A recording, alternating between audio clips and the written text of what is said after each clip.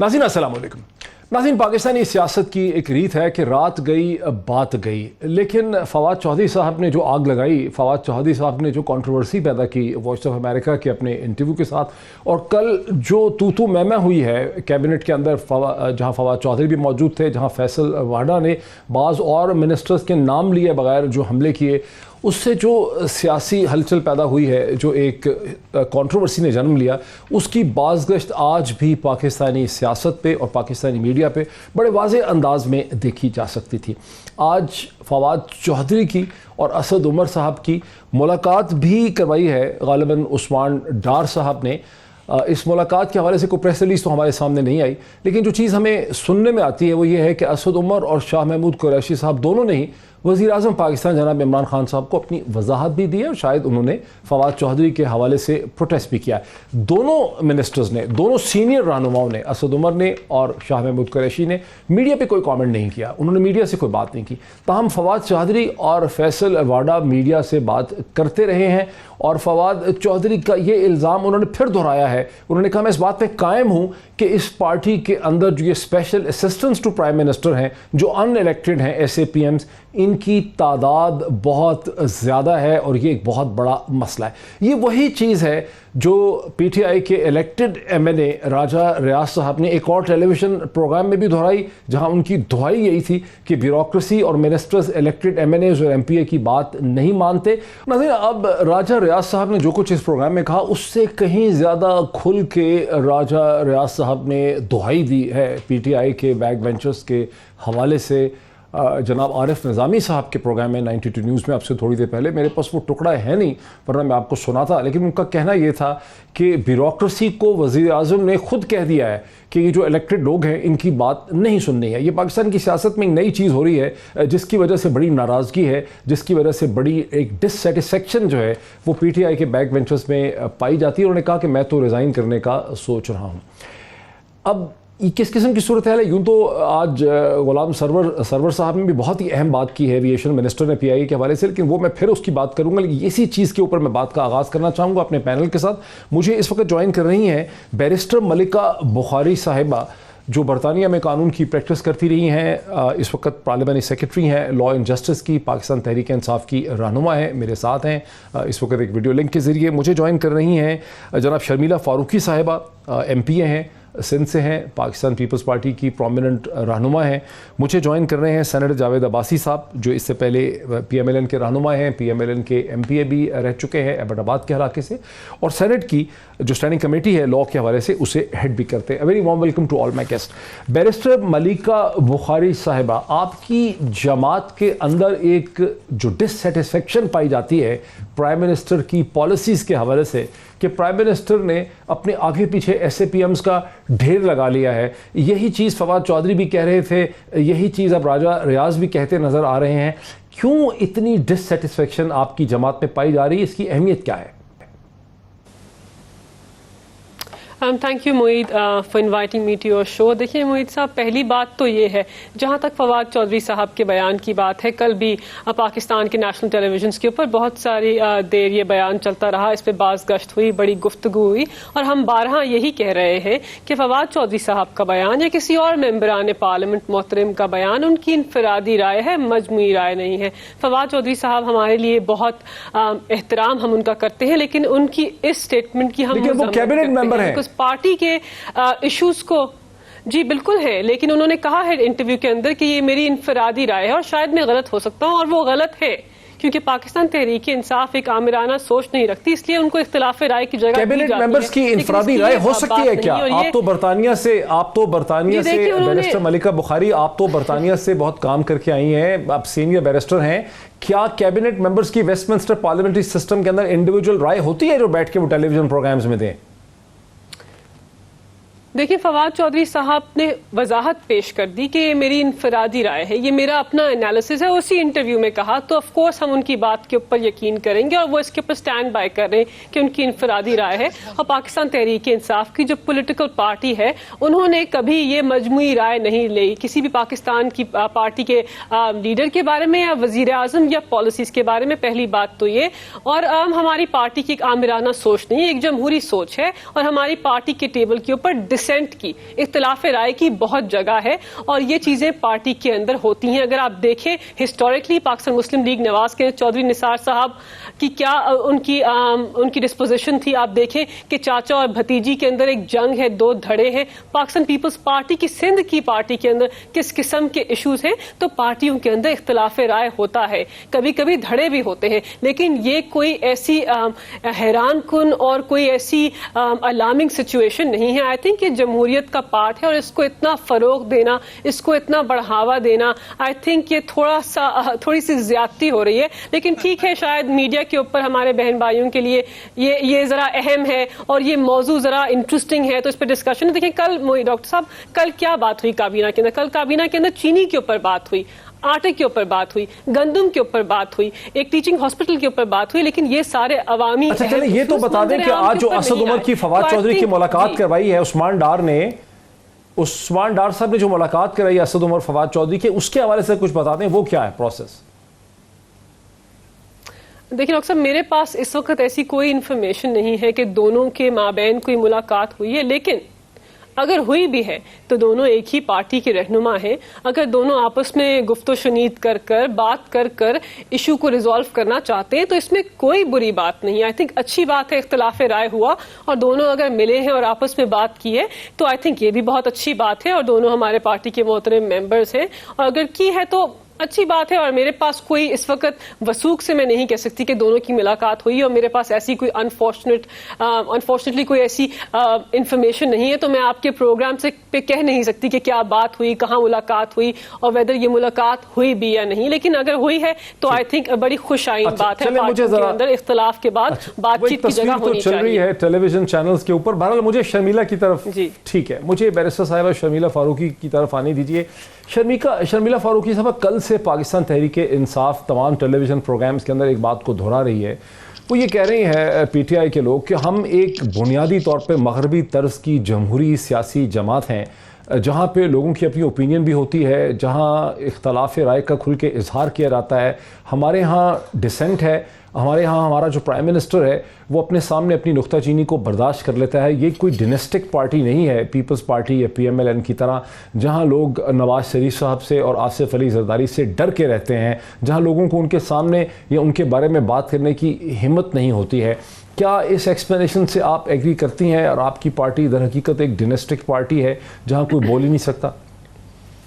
शुक्रिया डॉक्टर साहब। देखिए, पहली बात तो ये है कि जब आप एक सियासतदान होते हैं और एक सियासी जमात से मुंसलिक होते हैं और बिलखुसूस जब आप एक काबीना का हिस्सा भी होते हैं तो आपकी कोई इनफरादी राय नहीं होती है। और ख़ास तौर पर उस वक्त जब आप पार्टी की इंटरनल पॉलिटिक्स के बारे में कमेंट कर रहे होते हैं। एक वजीर वैसे ही जो बात करता है उसको बड़ी रिस्पॉन्सिबिलिटी और संजीदगी के साथ करनी चाहिए।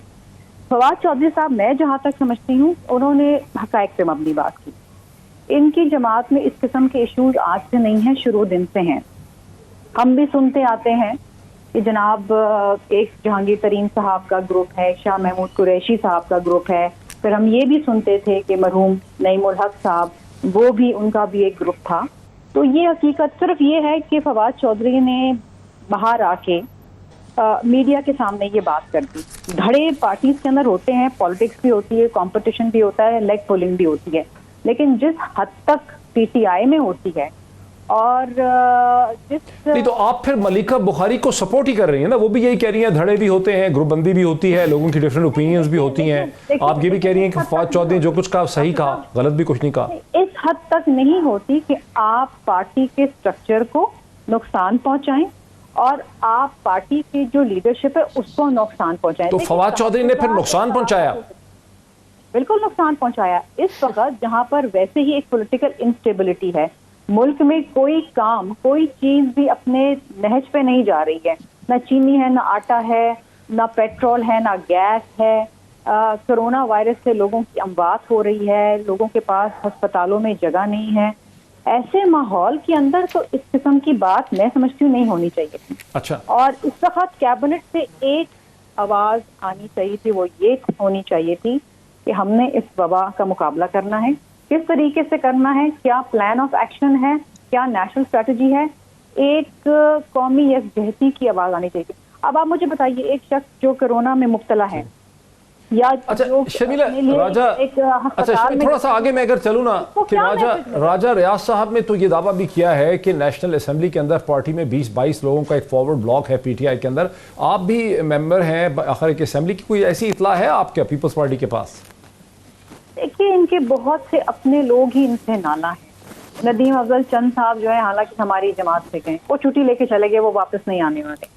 इसी तरीके से ऐसे बहुत से इनके नहीं, अपने किसी धड़े की खबर है आपके पास? हो सकता है, व्हाई नॉट। पंजाब असेंबली में तो हम सुन रहे हैं कि 15 से 20 आज एक खबर ये भी थी कि पीपल्स पार्टी के एक डेलीगेशन ने मुलाकात की है बीएनपी बलूचिस्तान जो नेशनल पार्टी है उनके धड़े के साथ मुलाकात की, जिसे सलीम मांडवे वाला हेड कर रहे थे। ये मुलाकात हुई है, इसकी खबर तो चलती रही है बीएनपी के साथ। देखिए, मैं तो इस बात की किसी किस्म की कोई तस्दीक नहीं कर सकती, क्योंकि मुझे ऐसी कोई इत्तला नहीं है। अच्छा, लेकिन देखिए, सियासी जमातों के अंदर डायलॉग भी होते हैं, सियासी जमातों। लेकिन करेंगे क्या आप? नंबर्स तो आपके फिर भी पूरे नहीं होते। बीएनपी से मुलाकात करके क्या कर रहे हैं? अगर किसी को तहफ़्फ़ुज़ात हैं और वो अपनी शिकायत कहीं और जाके सुनाना चाहते हैं, तो हम किसी को मना नहीं कर सकते, हम दरवाजे अपने बंद नहीं कर सकते। सियासत में डायलॉग जारी रहना बहुत जरूरी है। अच्छा, अगर ये नहीं सुनेंगे तहफ़्फ़ुज़ात अपने, चलिए जरा मुझे तो कोई और तो सुनेगा। जावेद अब्बासी साहब की तरफ आने दीजिए, बड़ी पेशेंस से। जावेद अब्बासी साहब, बड़ी तहम्मुल से आपने ये सारी गुफ्तगू सुनी, पेशेंस से मैं आपको शुक्रगुजार हूँ। ये बताइए कि ये जो एक सारी कशमकश चल रही है गुज़िश्ता एक हफ्ते से और फिर ये गुज़िश्ता 48 घंटों से फवाद चौधरी साहब के बयान के बाद, आपको लगता है कि यहाँ पीटीआई के अंदर कोई फॉरवर्ड ब्लॉक बन सकता है? बिस्मिल्लाहिर्रहमानिर्रहीम। बहुत शुक्रिया डॉक्टर साहब। डॉक्टर साहब, एक टाइमिंग बड़ी इंपॉर्टेंट है। फवाद चौधरी ने जो बात की है, उससे पहले मेंगल साहब ने बहुत इंपॉर्टेंट बातें की हैं नेशनल असेंबली में, और वो इत्तेहाद छोड़ के गए हैं। उसके अगले दिन सेनेट में बैरिस्टर सैफ ने बड़ी बातें की हैं जो उनका तल्लुक एमक्यूएम से साथ, वो बातें बड़ी सुनने वाली थी। और मैंने उसी वक्त उठ के कहा था सेनेट में, मैंने कहा कि मुझे अब लग रहा है कि ये कोई तब्दीली की आवाज़ चल पड़ी है। मैंने उसी सेनेट में भी कहा था कि मेंगल साहब की तकरीर के बाद और बैरिस्टर सैफ की तकरीर के बाद अब मैं समझता हूँ कि आवाज़ रुकने वाली नहीं है। फवाद चौधरी ने एक चार्जशीट पेश किया है, उसने एक बात नहीं, शाहजेन बुख्ती को भूल गए आप?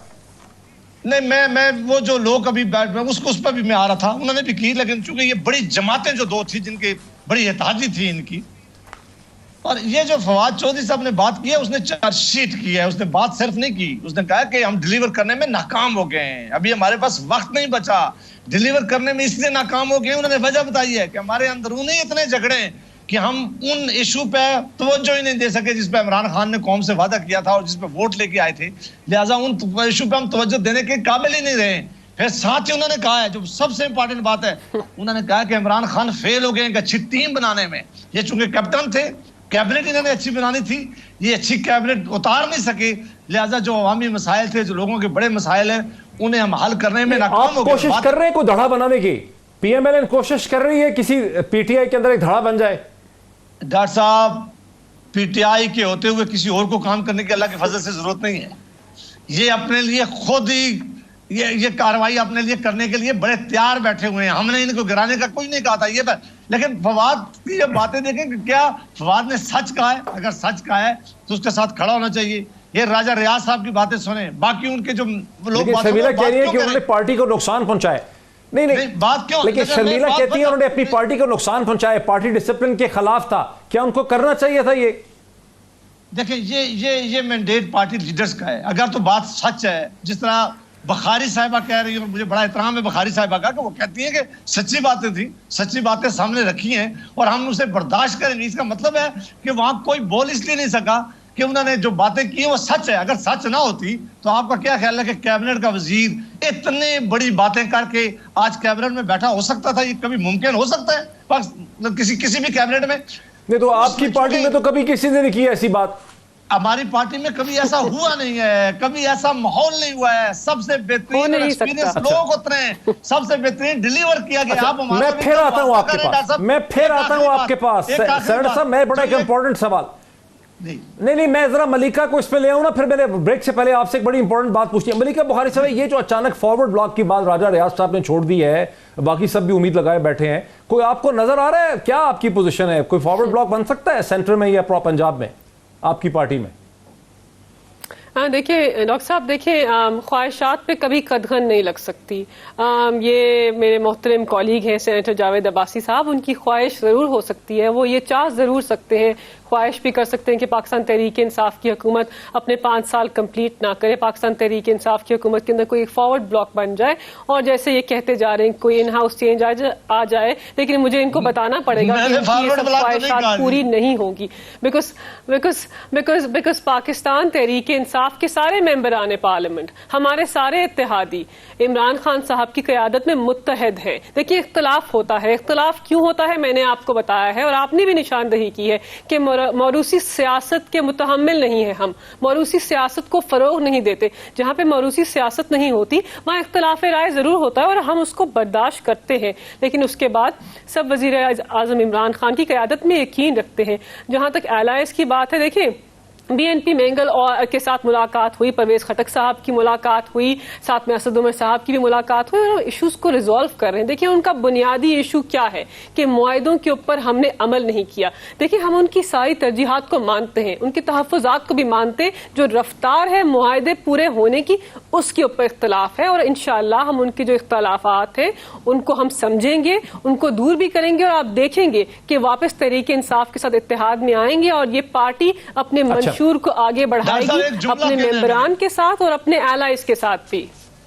अच्छा जावेद अब्बासी साहब, मैं बड़ी तफसील से, मैं ब्रेक की तरफ जा रहा हूं। मैं जावेद अब्बासी साहब और फारूकी साहब, मैं बड़ी तफसील से आपके लिए एक सवाल रख के जा रहा हूं ब्रेक के बाद, और वो सवाल ये है कि अगर आप लोग फॉरवर्ड ब्लॉक बना भी लेंगे 20 लोगों का, तहरीक इंसाफ के पास 186 लोग हैं मखलूत हुकूमत के, उसमें 26 जो हैं वो डिफरेंट माइनॉरिटी पार्टीज़ के हैं, इंडिपेंडेंट्स हैं, 160 तो तकरीबन उनके अपने हैं।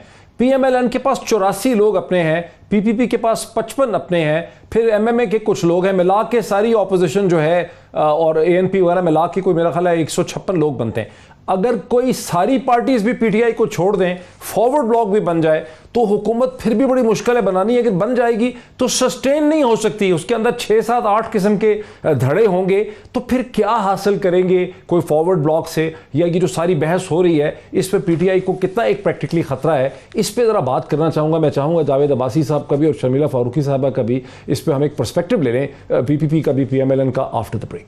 नाज़रीन वेलकम बैक। आपको याद होगा कि ब्रेक पे जाने से पहले मैंने शर्मिला फारूकी साहबा के लिए और जावेद अब्बासी साहब के लिए एक क्वेश्चन मैंने छोड़ा था। जावेद अब्बासी साहब, बहुत क्विकली, ये जो नंबर्स गेम है ये तो फिर भी पूरी नहीं होती। अगर PTI की हुकूमत फारग भी हो जाए तो कोई हुकूमत बनते नजर नहीं आती। देखिए डॉक्टर साहब, 2 तरह के PTI में लोग हैं। एक बुखारी साहबा की तरह इन्होंने PTI में ही रहना है, PTI के साथ है, उस एजेंडे और उस आइडियोलॉजी से भी शायद इत्तेफाक करती हूँ। एक वो लोग हैं जो PTI को हुकूमत बनाने के लिए आखिरी दिनों में लोग शामिल किए गए थे और जमात में भी आए थे, जोर से लाए गए थे या खुद आए थे या उनको लग रहा था कि हुकूमत की नहीं आनी है। वो किसी वक्त भी किसी टाइम भी आप देखेंगे। नहीं, आप फॉरवर्ड ब्लॉक की बात कर रहे हैं ना, कितना बड़ा फॉरवर्ड ब्लॉक बन जाएगा अब्बासी साहब? ओहो, मेरा ख्याल है कि मैं भी कुछ नहीं कह सकता। 20 का, 25 का, 30 का। मैंने कहा कि हम ना गिरा रहे हैं, ना हम फॉरवर्ड ब्लॉक का इंतजार कर रहे हैं, ना हमारा किसी से रब्ता है, ना हम ये बात कह रहे हैं कि हम हुकूमत गिराने जा रहे हैं। हमारा ये मकसद ही नहीं है। मकसद ये है कि हुकूमत डिलीवर करने में बुरी तरह नाकाम हो गई है। मकसद ये है कि जो परफॉर्म करने में बुरी तरह नाकाम हो गए हैं। मकसद इनका है कि ये जो अभी कोरोना वायरस को हैंडल करने में नाकाम ये सिर्फ आपने तनकीद करनी है। नहीं, ये तो फिर आप तनकीद कर रहे हैं, ड्राइंग रूम डिस्कशन कर रहे हैं, इसका नतीजा कोई निकल नहीं सकता।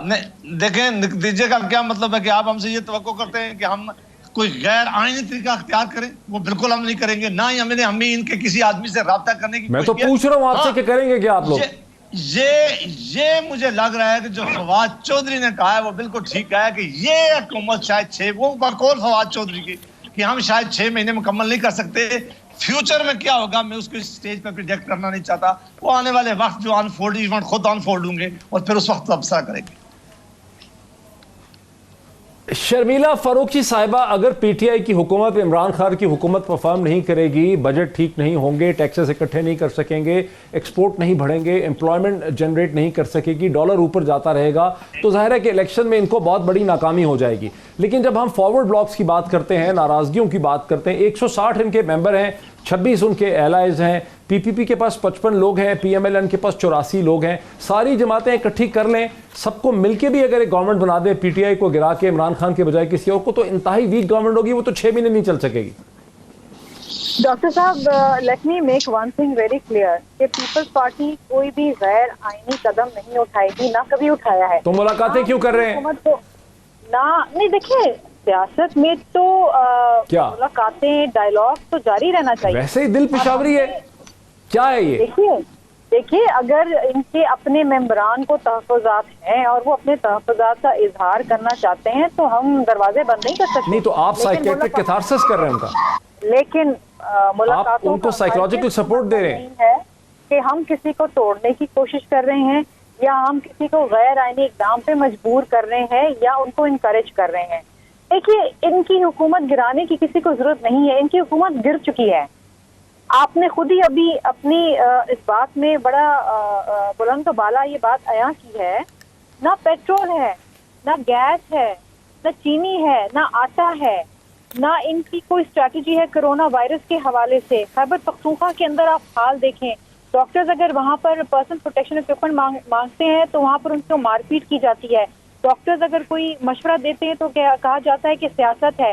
लोकस के हवाले से देख लें, टिड्डी दिल के हवाले से, ये सिर्फ सिंध के अंदर 5 मिलियन हेक्टेयर जो है वो तबाह हो चुका है। ठीक है। और मैं आपको एक बात बताऊं कि इनकी जो हट दर्मी है, जो इनकी अना है और जो इनकी नाअहली है, उसने पूरे मुल्क में गयूर अवाम को जो है ना घुटनों से ले आई। और मैं चाह रहा था कि होगा क्या अब्बासी साहब, ये क्या वजह है कि पाकिस्तान पीपल्स पार्टी जो ज़्यादा मोहतात होती है वो मुलाकातें कर रही है बीएनपी मैंगल के साथ, वो ज़्यादा स्टेटमेंट्स दे रहे हैं, और पीएमएलएन जिसकी मेन जो बड़ी अपोजिशन जमात है, 84 लोग भी हैं आपके, आप खामोश हैं, आप लोग इनएक्टिव हैं, आप डोरमेंट हैं, आप कोई खुल के यानी फ्रंट विकेट पे नहीं खेल रहे पीटीआई के खिलाफ, क्या वजह है इसकी?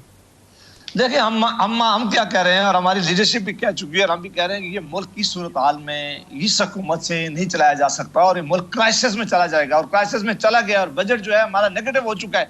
लिहाजा लेकिन सोल्यूशन कोई नहीं, एक ही हल है, हल वो मैं दे रहा हूँ। हल यही है कि ये खुद इलेक्शन अनाउंस कर दे, अर्ली इलेक्शन, यही इस पाकिस्तान का हल है। और इलेक्शन हो, फ्री एंड फेयर इलेक्शन हो, जिस जमात को लोग मंतखब करके भेजे वो पाकिस्तान को इस वक्त क्राइसिस से निकाले। इसके अलावा मुझे कोई हल नजर नहीं आता। अगर गिरा के कोई और सेटअप भी बनाया जाएगा, वो सेटअप बैरिस्टर मलाइका बुखारी साहबा, हमने ढूंढ लिया है, हमने हल ढूंढ लिया है। पीपीपी पीएमएलएन नहीं चाहते कि आपकी हुकूमत को इस तरह से गिराया जाए। वो कहते हैं कि आप लोग रियलाइज कर लें कि आपसे हुकूमत नहीं चल रही, आप इलेक्शन करवा दें फ्री एंड फेयर। देखिए डॉक्टर साहब, पाकिस्तान तहरीक इंसाफ को 23 साल की जदोजहद के बाद पाकिस्तान की आवाम ने इलेक्ट किया है, और पाकिस्तान पीपल्स पार्टी जो वफाक की अलामत थी, जो एक वफाक की पार्टी थी, अब सूबे के अंदर एक रीजनल पार्टी बन चुकी है, उनको भी रिजेक्ट किया। और पाकिस्तान मुस्लिम लीग नवाज जो मौरूसी सियासत की अलामत थी, उनको भी रिजेक्ट किया। तो हम जब दौरे हुकूमत में आए हैं और पाकिस्तान की आवाम को बसद एहतराम इनसे निजात मिली है, तो हम हरगिज पाकिस्तान की आवाम को मायूस नहीं करेंगे। हम मैंडेट लेके आए हैं आवाम का, हम अवामी नुमाइंदे हैं, आवाम की खिदमत करने आए हैं। हमारा अपना एक मैनिफेस्टो है, उसके अंदर एहतसाब है, उसके अंदर खिदमत है, और हम उसी के मुताबिक रिफॉर्म्स है और उसी के मुताबिक हम चल रहे हैं। आप कोई भी शोबा उठाकर देख लें, हम इनकी बातों के ऊपर रिलाय नहीं करेंगे, हम एदादो शुमार को देखेंगे, हम हकायक को देखेंगे। डॉलर की कीमत ऊपर मसलसल डॉलर राइज कर रहा है, एक्सपोर्ट्स नहीं बढ़ रही हैं, जीडीपी बढ़ नहीं रहा, टैक्सेस नहीं बढ़ रहे हैं, जॉब्स नहीं क्रिएट हो रही हैं, लोग फ्रस्ट्रेटेड हैं, शुगर की प्राइस आपसे कंट्रोल नहीं हो रही, तो वो कह रहे हैं कि ये चीजें आप मैनेज नहीं कर पा रहे। कि डॉक्टर साहब लॉन्ग स्टैंडिंग इश्यूज है। देखिए जहां तक इकोनॉमी की बात है, अब इस बात से कोई भी जीशो शख्स इनकार नहीं करेगा कि जो करंट अकाउंट खसारा था उसको हमने 73% रिड्यूस किया। हमने ही 5,000 अरब के कर्जे दिए। इनके दौरे हुकूमत पे एक्सपोर्ट्स 25 बिलियन से 20 बिलियन हुई, हमने उनको इंक्रीज करना शुरू कर दिया। अब जुलाई से मार्च तक का आप FBR का अगर रेवेन्यू रिकॉर्ड देख ले, 17% इंक्रीज हुआ है। 8 लाख फाइलर्स हमने ऐड किए, इन्होंने FBR का रिफॉर्म नहीं किया। ये NFC की बात करते हैं, इनको पैसे तो जरूर चाहिए, आईन के मुताबिक चाहिए। पाकिस्तान के रिफॉर्म, टैक्स सिस्टम का रिफॉर्म भी करना था ताकि पाकिस्तान की हुकूमत पैसे भी इकट्ठे कर सके। ये कैसी इनकी मुआशी पॉलिसी थी कि पाकिस्तान को PMLN के दौरे हुकूमत में पहली दफा इन्होंने कॉटन का नेट इंपोर्टर बना दिया। ये कैसी मुआशी पॉलिसी थी कि इन्होंने सोचा कि पाकिस्तान के अंदर रुपये नहीं डॉलर प्रिंट करने की मशीन है। आपने पाकिस्तान की इंपोर्ट्स हद तक बढ़ा दी, डॉलर में पेमेंट की तो डॉलर को जनरेट कहां से करना था और पाकिस्तान की एक्सपोर्ट्स को गिरा दिया, अपनी लोकल इंडस्ट्री को तबाह कर दिया। ये डॉक्टर साहब पाकिस्तान के मुआशी हकायक है जिससे ये फेर लेते हैं अपना चेहरा। पीपल्स पार्टी की बात कर लीजिए, ये हमें कहते हैं हम नाअहल हैं। खुदारा आपने 2009 में पाकिस्तान के अंदर ये गर्दिशी कर्जों का अजाब पाकिस्तान की गरीब आवाम के ऊपर डाला था, हमने नहीं डाला। 1300 अरब का पाकिस्तान मुस्लिम लीग नवाज छोड़ के गए, हमने उसको 10 अरब से हर महीने कम किया। देखिए ये भी हकायक है। कोविड की बात करते हैं, आप कोविड को ले लीजिए। ये कहते थे कि एक अशराफिया की सोच के थ्रू लॉकडाउन लगाएं। लास्ट पॉइंट, हमने 1200 अरब का हिस्टोरिक प्रोग्राम दिया और अपनी आवाम को शर्मिला फारूकी साहब रुकिए जरा। शर्मिला फारूकी साहब, बैरिस्टर साहब रुकिए प्लीज। शर्मिला फारूकी साहब, जब आप लोगों की एफिशिएंसी की बात होती है, आज गुलाम सरवर साहब ने जो एविएशन मिनिस्टर हैं उन्होंने जो हक रखे हैं उसका एक टुकड़ा जो पीआईए के हवाले से जो हकायक उन्होंने रखे हैं उसकी एक झलकी छोटी सी मैं प्रोड्यूसर साहब से रिक्वेस्ट करता हूं जरा दिखा दें, फिर मैं आपसे पूछना चाहता हूं सवाल। सियासी बुनियादों पे लोगों को भर्ती तो किया गया, लेकिन आंखें बंद करके डिग्रियां भी जेली बनवा के दी गई और जेली लाइसेंस भी बनवा के दिए गए। अफसोस ज्यादा इस बात का। तो सर, है तो ये दुख की बात, अफसोस की बात और सबसे बढ़ के शर्म की बात कि हम दुनिया को मुंह दिखाने के काबिल नहीं है कि हमारे पायलट्स, जिसमें से 262 आउट ऑफ 860, 30% ऑलमोस्ट, उनके लाइसेंसेस फेक हैं, लाइसेंसेस ठीक नहीं है। उन्होंने एग्जाम्स प्रॉपर नहीं दिए, खुद नहीं दिए, उनका वो फ्लाइंग एक्सपीरियंस नहीं है। शर्मिला फारूकी साहब, अब ये बड़े एक अजीबोगरीब किस्म की बात है कि एयर ब्लू का हादसा होता है 2010 में, पता नहीं 2, 2.5, 3 साल तक कोई उसकी रिपोर्ट सामने नहीं आती। का 2012 में होता है, आपकी गवर्नमेंट है उस वक्त, उसका भी कुछ नहीं आता सामने, बहुत देर तक कुछ नहीं आता। चित्राल का आज तक नहीं आया, गिलगित में भी ऑलमोस्ट नियर क्रैश हो गया, उसकी भी कोई बात नहीं है। लेकिन इस हुकूमत ने 1 माह के अंदर अंदर एयरबस की रिपोर्ट लेकर अपनी सारी इन्वेस्टिगेशन रख के आवाम के सामने कच्चा छट्टा पीआईए का रख दिया है और वो ये कह रहे हैं कि पीआईए की सारी इनएफिशिएंसी और फेलियर जो है वो आपकी पिछली दोनों जमातों की वजह से, खास करके आपकी जमात की वजह से है। और बिलावल भुट्टो जो है वो और ही स्टेटमेंट्स दे रहे हैं, सारी दुनिया कुछ और देख रही। क्या वजह है कि आप हकायक को तस्लीम नहीं कर रहे और अपनी इनएफिशिएंसी, इनकॉम्पिटेंसी नहीं मान रहे? डॉक्टर साहब देखिए, एक तो इसमें एक पहलू ये है कि अगर आप ये कह रहे हैं कि 40% पीआई के पायलट जो हैं उनकी जाली डिग्रीज हैं, तो व्हाट स्टॉप्स यू कि आप फौरी तौर पर उनको ग्राउंड करें। उनके नाम जो हैं वो कोर्ट्स में गए हुए हैं, स्टे लिया हुआ है। नहीं, उन्होंने तो स्टे लिया होगा ना, पायलट से लिया हुआ है। नहीं, आप उनको ग्राउंड करें। दुनिया में कोई भी अदालत, वो ग्राउंडेड ही है मेरा ख्याल है। नहीं, ग्राउंड नहीं है ना। क्या ये वो पायलट्स जिनको सस्पेंड किया है सीओ ने, वो उनमें से अक्सर फ्लाई वगैरह नहीं कर रहे। वो उनके मैं उनसे गुजारिश ये करूंगी आपके प्रोग्राम के तवज्जुह से कि बराए मेहरबानी बताइए कि ये कौन से अदवार के अंदर, अगर पीपल्स पार्टी के अदवार में हुई है बेशक बताइए, नाम लीजिए कि किसने जाली की डिग्रियां बनवाई, किसने इनको अपॉइंट किया, कहाँ पॉलिटिकल अपॉइंटमेंट्स हुई, कौन से सन में हुई, किस दौर में कितनी हुई और क्यों हुई, और फौरी तौर पर उनको आप बर्खास्त करें, उनको ग्राउंड करें और उनके नाम बताएं। वो जो 262 पायलट का ये कह, आपको शक है कि ये पीएमएलएन के जमाने में हुई? नहीं, मैं देखिए, मुझे नहीं पता। इनको 2 साल लग गए, एक तैयारा क्रैश हो गया, 100 लोग जो हैं वो बेचारे शहीद हो गए, उसके बाद इनको ख्याल आया कि पीआईए के अंदर 40% लोगों की जो डिग्रियां हैं वो जाली हैं। इससे पहले उनको ख्याल नहीं आया था? इससे पहले क्या कर रहे थे, सो रहे थे ये? Did they need a plane crash and to kill? Abbasi साहब जब पीआईए को हुकूमत ने ठीक करना चाहा, एक बड़ा इफेक्टिव किस्म का सीओ लेकर आए, तो उसका रास्ता रोकने के लिए यूनियन जिनको आपकी और पीपीपी की सपोर्ट हासिल है वो लोग कोर्ट में चले गए। देखें, एक ये सवाल मेरा रख लें अपने पास, मुझे एक ब्रेक लेने के लिए कहा। मैं अब्बासी साहब ब्रेक ले लूं, सवाल मैंने आउट कर दिया, पर्चा आउट हो गया। आप सोच लें ब्रेक के दरमियान, उसके बाद वापस आके इसका जवाब आपसे लेते हैं आफ्टर द ब्रेक। नाज़रीन, welcome back. Senator Javed Abbasi साहब, पहले इस इशू को तो एड्रेस कर लें कि 4 बड़े एक्सीडेंट हुए पीआईए के और एयरलाइंस के पाकिस्तान में 2008 से लेके 2018 तक। तो उनकी कभी कोई रिपोर्ट वगैरह जो है वो सामने नहीं आ सकी। इस हुकूमत ने ये तो क्लेम आप ये कर रहे हैं, देखें 1 महीने और चंद दिन में ये पूरी रिपोर्ट ट्रांसपेरेंट तरीके से, जिसमें इंटरनेशनल एक्सपर्ट्स की भी ओपिनियंस आ गई हैं, दुनिया के पायलट्स की भी आ गई हैं, एयरबस की भी ओपिनियन आ गई है, फ्लाइट डाटा रिकॉर्डर भी सामने आ गया है, कॉकपिट वॉइस रिकॉर्डर भी सामने आ गए, पूरी रिपोर्ट सामने ले आए। आपकी गवर्नमेंट ये नहीं कर सकी, जब पीपीपी की गवर्नमेंट भी ये नहीं कर सकी, जब एयरब्लू का एक्सीडेंट हुआ, भोजा का एक्सीडेंट हुआ, फिर आपके होते हुए चित्राल का एक्सीडेंट हुआ, गिलगित का एक्सीडेंट हुआ, इस पे क्या पोजीशन है आपकी? देखिए, एक तो अच्छी बात है कि अगर ये रिपोर्ट आई है और इंक्वायरी हुई है, और बिल्कुल ये बहुत अच्छी रवायत डालनी चाहिए कि अगर कोई ऐसा हो तो इसकी इंक्वायरी होनी चाहिए। लेकिन मैं बिल्कुल इस बात से इत्तेफाक करता हूँ कि ये अदारे जो हैं ये ठीक करने में सारी हुकूमतें नाकाम हो गई, और आज बदतरीन हालात हैं हमारी एयरलाइंस का भी, हमारी स्टील मिल का भी, हमारे रेलवे का भी, और इसमें कोई दूसरी राय नहीं है कि ये हुकूमतें ये काम नहीं कर सकती। मैंने अभी बजट स्पीच में सेनेट पाकिस्तान में कहा है कि इनका एक ही हाल है कि इनको प्राइवेटाइज किया जाए, इनको हवाले किया जाए लोगों के। हुकूमत से ना ये चला सकते हैं, इसमें यूनियन की रुकावटें हैं, इसमें बेशुमार मसाइल हैं, इसमें कोई दूसरी राय नहीं है।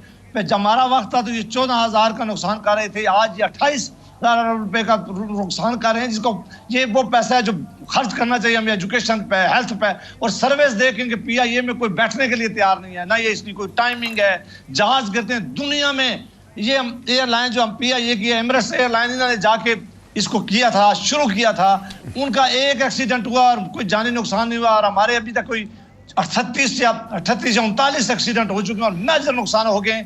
इसलिए इस अदारों को फौरी तौर पर, इनका एक ही हाल है कि इनको फौरी तौर पर इनको प्राइवेटाइज किया जाए, इनको बेचा जाए, उनके हवाले किया जाए, जो लोग चला सके। ना ये हुकूमतें पहले चला सकी हैं, ना ये हुकूमतें इनको बेहतर कर सकी हैं, और ना ही मुझे उम्मीद है कि ये बेहतर कर सकेंगे। इसका एक ही हाल है मेरी नजर में। लेकिन सेनेटर साहब, ज्यादा इल्जाम तो खैर पीपीपी पे है, यूनियन बाजी का, स्टील मिल्स हो या PIA हो, लेकिन सेनेटर मुशाहिदुल्लाह और उनका जो इन्फ्लुएंस था PIA में, वो इल्जाम तो आपकी जमात पे भी आता है।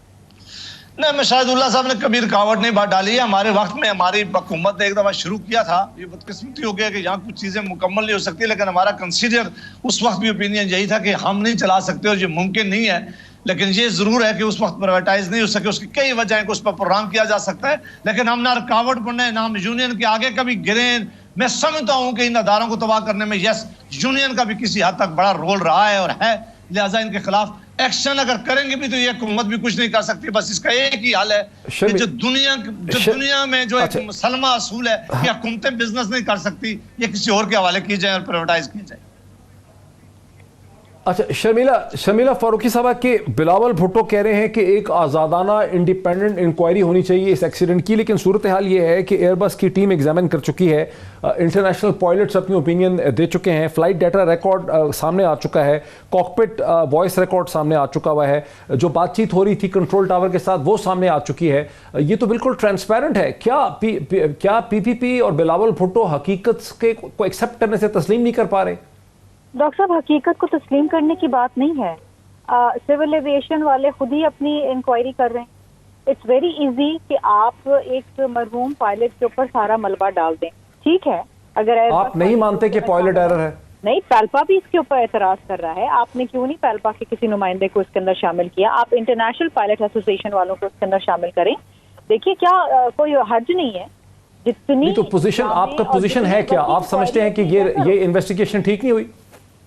देखिए, इन्वेस्टिगेशन को मजीद जामे होना चाहिए, इन्वेस्टिगेशन को मजीद इन डेप्थ होना चाहिए। आपने तो एक अबूरी रिपोर्ट का हवाला दे के और आपने कह दिया कि जी वो जनाब 3 दफा टच डाउन किया, इतने एरोनॉटिकल था, इतने नीचे आना था, इतने ऊपर जाना था, एयर ट्रैफिक कंट्रोल, और आपने पायलट के ऊपर मलबा डाल के आपने मामला खत्म कर दिए। फिर आप एक दूसरी कंट्रोवर्सी में चले गए कि जी 40% जो पायलट्स हैं उनकी तो लाइसेंसेज ही जाली हैं, और आपने पिछली फूटों के ऊपर वो तो एक अलग बहस है। कोशिश करी। नहीं, लेकिन आपने अलग बहस शुरू तो कर दी ना। आपने तो एक इंक्वायरी रिपोर्ट जो हुई थी उसके बारे में आपने गुफ्तगू करनी थी, आपने बताना था कि गलती किसकी है, कौन जिम्मेदार है और आपने क्या एक्शन लिया है। सो बॉटम लाइन ये है कि PPP नहीं मानती इस रिपोर्ट को, PPP नहीं तस्लीम करती इसको।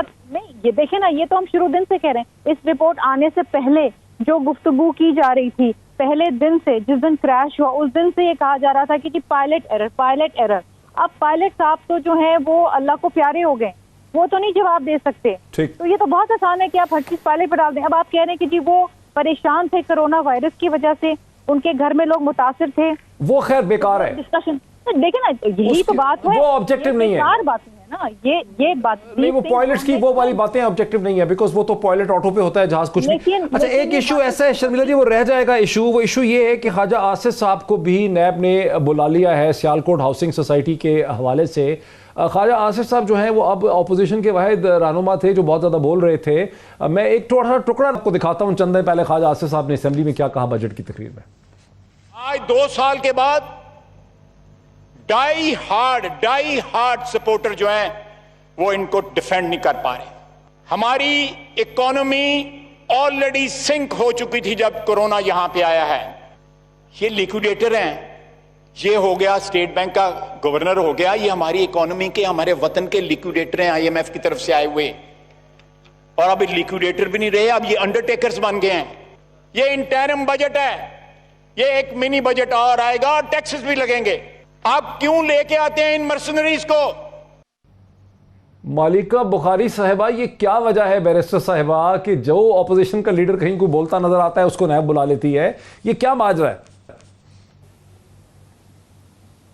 देखिए डॉक्टर साहब, पहले तो मैं शफाफियत पे थोड़ी सी बात करना चाहती हूँ और इस रिपोर्ट के ऊपर जब वही रिपोर्ट सामने आई, देखिए इस रिपोर्ट से ये साबित हो गया कि पाकिस्तान तहरीक-ए-इंसाफ हम वही हुकूमत हैं जो शफाफियत में बिलीव करते हैं। शुगर इंक्वायरी कमीशन की भी रिपोर्ट हमने रिलीज की, आवाम के सामने पेश की, वो रिपोर्ट के जामिन थे और ये रिपोर्ट भी आवाम के सामने पेश की। 72 सालों में 12 एक्सीडेंट्स हुए, आज तक कोई रिपोर्ट सामने मंजर आम पर नहीं आई। तो पाकिस्तान तहरीक इंसाफ वो हुकूमत है जो शफाफियत में बिलीव करती है। जहाँ तक एहतसाब के अमल की बात करते हैं, देखिए ये बहुत ही नुकसानदेह बयानियां हैं कि किसी भी अवामी नुमाइंदे से सवाल पूछा जाए तो ये सवाल इसलिए पूछा जा रहा है कि हम सियासी इंतकाम कर रहे हैं। देखिए ये इसलिए ये दोनों पॉलिटिकल पार्टीज कहते हैं बिकॉज इनका इदारों की तरफ और एहतसाब की तरफ यही रवैया है। मेरी बहन जो इस टॉक शो में है वो खुद सियासी इंतकाम की एक विक्टिम रह चुकी है और सियासी इंतकाम उनकी फैमिली के ऊपर पाकिस्तान मुस्लिम लीग नवाज ने किया था।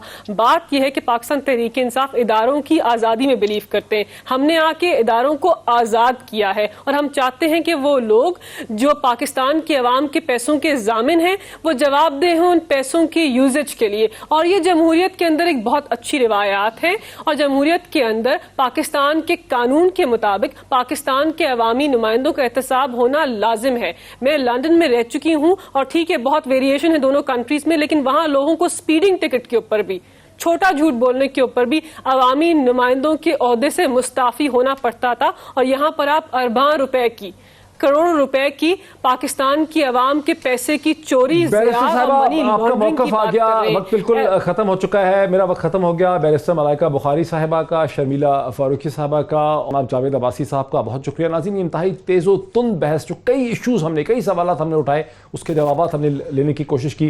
किस हद तक हमें जवाब मिल सके हैं, किस हद तक के जवाब जो हैं पब्लिक रिप्रेजेंटेटिव्स की तसल्ली बख्शते, इसका फैसला आपने करना है। आज इतना ही, फिर आपसे मुलाकात होती है। बहुत शुक्रिया।